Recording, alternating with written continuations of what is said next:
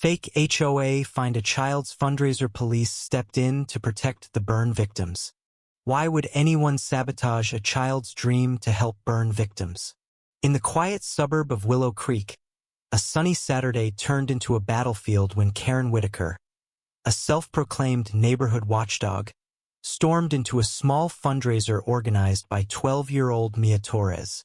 Mia, a burn survivor herself, had spent weeks planning a lemonade stand and bake sale to raise money for a local burn victim support group. Her wheelchair gleamed under the park's oak trees, her handmade posters fluttering in the breeze, each one a testament to her courage. But Karen, armed with a clipboard and a sneer, had other plans. She claimed the event violated a fake HOA rule she'd invented, demanding Mia shut it down or pay a $500 fine. The crowd gasped as Karen's voice sliced through the air, accusing Mia of cluttering the park and exploiting sympathy. Coins in the donation jar rattled as Karen slammed her hand on the table, her eyes blazing with self-righteous fury. Mia's mother, Elena, stepped forward, her voice trembling but firm. She explained that the fundraiser had full permission from the city and the park's management. Karen scoffed, waving a crumpled piece of paper she called HOA bylaws. But Elena wasn't backing down. She revealed that Willow Creek didn't even have an HOA. Karen had been terrorizing neighbors for years with fake notices, bullying families over everything from garden gnomes to Christmas lights. The crowd murmured, phones raised to record the showdown. Karen's best friend, Susan, a quiet woman in a floral dress, stood nearby, her eyes darting nervously. She'd always defended Karen's crusades, but now she looked like she wanted to vanish. Mia, tears welling, clutched her sign, whispering, "I just wanted to help people like me." The tension thickened as Karen doubled down, shouting that the fundraiser was a scam. She grabbed the donation jar, threatening to confiscate it, her voice a thunderclap of entitlement. That's when the truth began to unravel. Elena pulled out her phone, showing emails from the city approving the event. A park ranger, who'd been watching from a distance, stepped in, confirming Karen's HOA was a sham. The crowd's murmurs turned to boos. Susan, Karen's loyal shadow, suddenly spoke up, her voice cracking. "Karen made me help her write those fake notices," she confessed, tears streaming. "She said it was to keep the neighborhood perfect, but I didn't know she'd go this far." The revelation hit like a shockwave. Karen's face drained of color as her ally turned against her. Susan admitted Karen had targeted Mia's fundraiser because she was jealous of the attention it drew. Attention Karen craved for her own failed community projects. The crowd roared, demanding justice.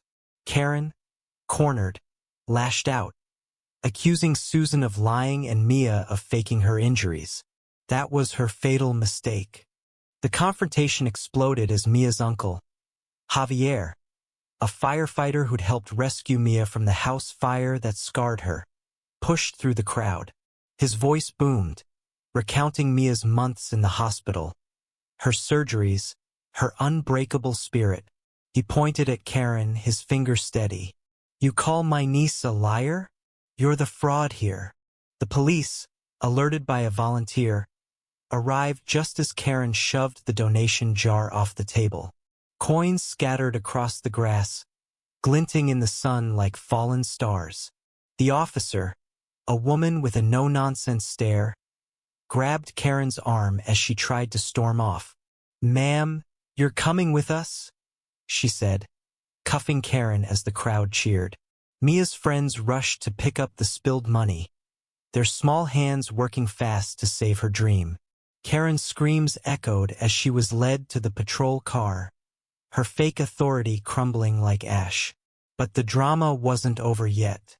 As Karen was hauled away, a local news van pulled up. A reporter, tipped off by a neighbor's live stream, began interviewing Elena and Mia. The story went viral, exposing Karen's years of fake HOA tyranny. Neighbors came forward with their own tales. Fines for unapproved mailboxes, threats over kids' chalk drawings. Karen's house, once a symbol of her control, was egged that night. By Monday, she faced charges for harassment, theft, and fraud. The fundraiser, reborn from the chaos, raised $10,000 in donations after the news spread, enough to fund therapy and medical supplies for dozens of burn victims. Mia, still shaken, smiled for the first time in days when a group of firefighters showed up with a new lemonade stand, built just for her. Susan, seeking redemption, volunteered to help with the next event, her guilt fueling her kindness. What does it take to stand up to a bully like Karen? Mia's courage, Elena's resolve, and even Susan's betrayal-turned-confession showed that truth can topple even the loudest lies. The scars of that day, both Mia's and the neighborhood's, became a badge of resilience. Share your thoughts. Was justice served? Or could Karen's story have ended differently? What would you have done in Mia's shoes?